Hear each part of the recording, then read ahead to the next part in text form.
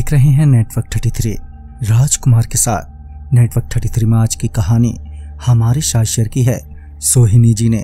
तो सबसे पहले सोहिनी जी, आपका बहुत बहुत धन्यवाद अपनी कहानी हमारे साथ शेयर करने के लिए। दोस्तों, अगर आपके पास भी ऐसी ही कोई कहानियां हैं तो हमारे साथ जरूर शेयर करें। हमारे इंस्टाग्राम आईडी पर, इंस्टाग्राम आईडी है network_33, जिसका लिंक नीचे डिस्क्रिप्शन बॉक्स में दिया गया है। ऐसी ही और वीडियोस के लिए देखें इन डार्क। तो चलिए बढ़ते हैं आज की कहानी की ओर। ये बात तब की है जब हमारा वेकेशन के दौरान गांव जाने का प्लान था, मगर स्कूल असाइनमेंट की वजह से पूरा समर वेकेशन ऐसे ही निकल गया और मानसून स्टार्ट हो गया, जिस वजह से हमारा गोवा का प्लान कैंसिल करना पड़ा। मगर बाहर तो मुझे जाना ही था। आखिरकार मेरे लाख बार जिद करने के बाद हमारे घर वाले न्यू जलपाईगुड़ी वेस्ट बंगाल जाने को तैयार हो गए।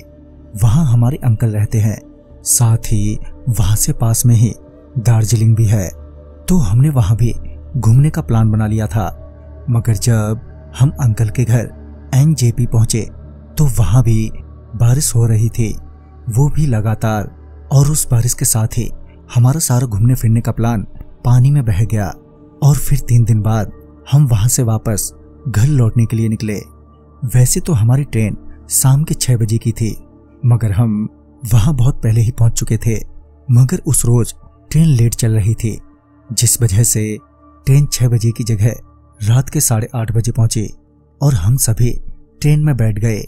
फिर करीब 12:30 बजे रात में हमारी ट्रेन भोपाल स्टेशन पर रुकी। ट्रेन में अब तक सभी लोग गहरी नींद में सो चुके थे और साथ ही मेरी माँ भी। मैं थोड़ा मूड फ्रेश करने के लिए ट्रेन से चुपचाप उतर गई। ट्रेन की तरह स्टेशन में भी बहुत शांति थी, कुछ ही लोग नजर आ रहे थे। मैं यूं ही स्टेशन पर टहलने लगी, तभी मुझे एक लेडीज टॉयलेट दिखा तो मैं टॉयलेट करने चली गई। मगर ट्रेन की टॉयलेट की तरह ये टॉयलेट भी बहुत ही गंदा था। फिर जैसे ही मैं उस टॉयलेट से बाहर निकले तो मेरी नजर एक बहुत ही ज्यादा हैंडसम लड़के पर पड़ी। उसे देखते ही मैं तो फ्लैट हो गई। मैं चाहकर भी उस लड़के से अपनी नजर नहीं हटा पा रही थी। मुझे घूरता देख वो लड़का भी मुझे देखने लगा। फिर वो धीरे से मुस्कुराया। उसे मुस्कुराते देख मैं भी मुस्कुराई। फिर उसने मुझे हाय किया और मैं भी उसको हाय करते हुए उसके पास चली गई। करीब से तो वो बहुत ही ज्यादा हैंडसम दिख रहा था। मैं शर्माए जा रही थी और वो भी बस मुस्कुराए जा रहा था। इसी बीच मेरी ट्रेन कब चली गई मुझे पता ही नहीं चला। और जब मालूम पड़ा तो मैं एकदम से पैनिक होने लगी थी। मुझे पैनिक होता देख उस लड़के ने एकदम से मुझे अपने गले लगा लिया, जो मुझे बिल्कुल भी अच्छा नहीं लगा। और मैं उसे धक्का मारते हुए उसे दूर कर दिया और बोले, तुमने मुझे गले कैसे लगाया? मैं तो तुम्हें ठीक से जानती तक नहीं हूं।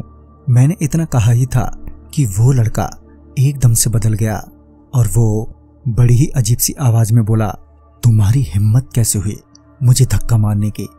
तभी उसका सुंदर चेहरा एक भयानक रूप में बदल गया। उसकी आंख लाल हो गई और पूरा चेहरा सफेद हो गया। और फिर उसने मुझे एकदम से पकड़कर प्लेटफार्म पर ही जोर से पटक दिया। मैं तो मर ही गई थी, डर से भी और उस चोट के दर्द से भी। मगर उस लड़के का अभी इतने भर से गुस्सा शांत नहीं हुआ था। वो फिर से मेरी ओर बढ़ने लगा। मैंने मदद के लिए आसपास निगाहें घुमाई तो कोई भी नजर नहीं आया। मैं किसी तरह उठी और सीधे स्टेशन के बाहर जाकर रुकी, जहां पर बहुत सारे ऑटो वाले थे। मैंने उनसे मदद लेकर माँ को फोन किया। माँ अगले स्टेशन पर उतरकर मेरे को लेने के लिए वापस आई। इस बीच उन ऑटो वाले भैया ने मेरा बड़ा साथ दिया। माँ के वहां आते ही पहले तो उन्होंने मुझे खूब डांटा और फिर मुझे वहां से ले गई। तो दोस्तों, इस कहानी में बस इतना ही। कहानी आपको पसंद आई हो तो लाइक शेयर करें और साथ ही हमें कमेंट बॉक्स में जरूर बताएं। तो मैं आपका दोस्त राजकुमार जल्द ही मिलूंगा आप ही की भेजी एक नई कहानी के साथ। तब तक के लिए बाय एंड टेक केयर।